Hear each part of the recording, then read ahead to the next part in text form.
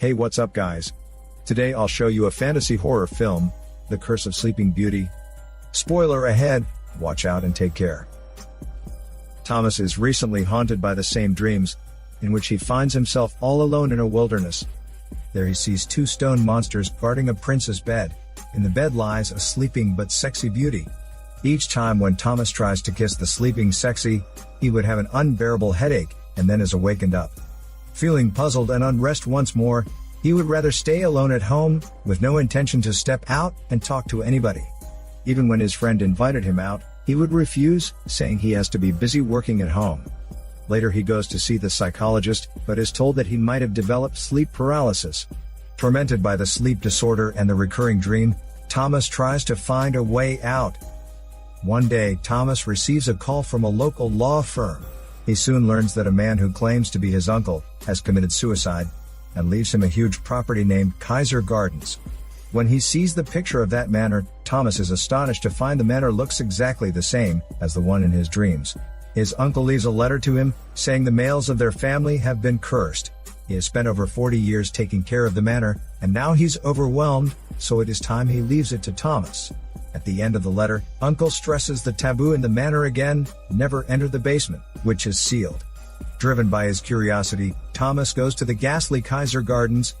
Holding a flashlight, he walks into the messy manor among dust and old junk, and finds the wood door to the basement slightly open. He goes in and looks around cautiously. Suddenly he hears a weird sound from the wooden door. Frightened, he immediately flees away from the basement. While he comes up to the lobby, he sees a blonde. They self-introduce to each other, and Thomas knows the blonde Linda is a real estate agent for this property. Hearing that Uncle leaves nothing else special but a letter, Linda wears a complex facial expression and attempts to check the letter. Thomas says he leaves the letter in his car. Hearing that, Linda changes the topic and leaves the manor hastily. Later that night, Thomas sees the sleeping sexy in his dream again. This time, however, he kisses her successfully and wakes her up from her long sleep. The sleeping sexy tells Thomas she has a kinda horny connection with him, and she has been waiting there for Thomas's wake-up kiss all along. Their conversation is soon interrupted by something horrible, and Thomas wakes up, frightened by a masked monster. The next day, the real estate appraiser is sent by Linda to help with the value of the property. The appraiser tells Thomas there have been people missing nearby in recent years, and all the clues point to this haunted manor. The appraiser also reminds Thomas, from the structure map, there should be a hidden chamber in the basement, which makes Thomas more puzzled. Eager to know what's happened in the manor, Thomas comes to read the manor files, and he finds a script, which has the same handwriting as Linda's.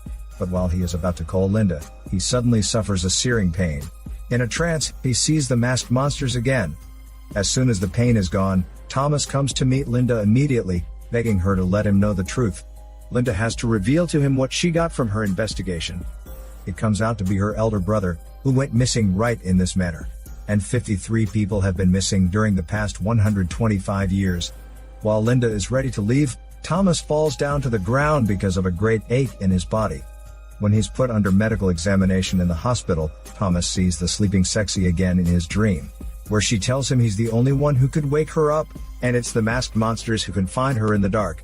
Since she is connected with Thomas, when he stays far from the manor, she would be weakened and even be caused to death. When Thomas awakens the next morning, he finds that he's been taken back to the manor. Linda even tells him that while he's in hospital, he struggled to go back to the manor.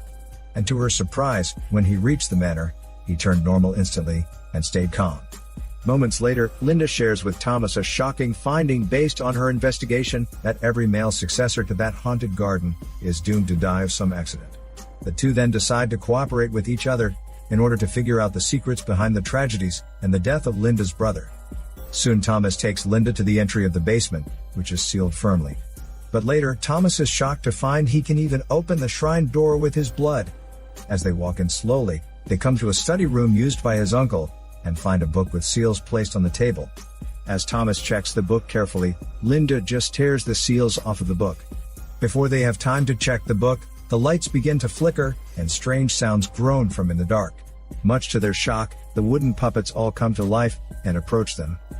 In terror, the two scream out loud and rush upstairs. Outside the house, they are picked up by a paranormal investigator, who is hired by Linda to investigate the house. Soon after, Linda shows Thomas some photos about the ghosts haunting the Kaiser Gardens. The investigator tells Thomas there's a kind of spirit called jinn, and somehow many genes are attracted to Kaiser Gardens and turn it into their lair. Those wooden puppets attacking them in the house should be the genes, who are able to possess inanimate objects.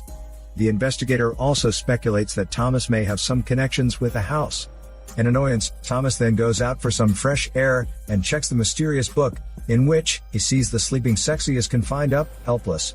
He believes that he must wake up the sleeping sexy so as to break the curse and set everybody free.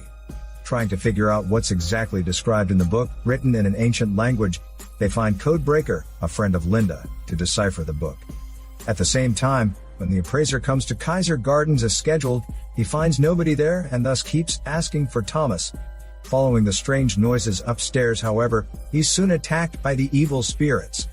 After hours of hard work, the Codebreaker successfully deciphers some part of the book and reveals to the rest a hidden history of Kaiser Gardens. Soon they discover that the family curse even dates back to the Crusades, when Thomas's ancestors sacrificed a virgin bride to the demon in exchange for the victory of their Crusader war. However, the sacrifice summoned the evil Iblis, who cast a curse on Thomas's family and put the bride sexy in an eternal sleep. They deduce that Iblis wants to occupy the girl sexy forever in that way, so they have to waken the sleeping sexy to break the curse. Attempting to learn more though, the group have to stop there, for the remaining parts have not been deciphered yet. Right then, due to his staying away for too long, Thomas starts to suffer huge pain. The rest have to rush him back to Kaiser Garden. While arriving there, they're terrified to find the appraiser has been killed. With no time to waste, they race to the basement. And following the instructions, Thomas crushes open the door to the underground tunnel. Through it, they search slowly to a corner, where they find many people made into wooden puppets, including Linda's brother. Right then, much to their shock, all the puppets come to life and launch their attacks. In order to save the investigator from attack, Linda has to smash her puppetized brother. While on the other side, the Codebreaker finally deciphers the remaining part of the book. He's terrified by its contents, but unable to deliver in time the important message to people in the basement, for they have already made it to the shrine room, with the masked monster on guard. While Linda and the investigator distract the masked monster away, Thomas bypasses it, and finds Sexy sleeping inside the confinement. He bites his lip to make it bleed, and then kisses the sleeping Sexy without any tongue massage. Shortly after, the sleeping Sexy awakens from her sexy sleep, but wears a pretty vague facial expression. It's revealed that from the rest of the book deciphered, the sleeping Sexy turns out to be the real demon, who's just been released by his bloody kiss. For the bloodline of Thomas and his family possesses the power to unleash the demons, and his body even stores many demons inside. By pretending a helpless angle, the sleeping Sexy keeps seducing and misleading Thomas in his dreams. She finally takes control of his mind, and makes him her puppet to break the seal on herself. That's why his ancestors kept the truth in the mysterious book, trying to warn their offsprings to stay away from the sexy demon's attractions. Unleashed from the seal, the evil Sexy soon kills the masked monster, who's actually there to prevent the real demon from being unleashed.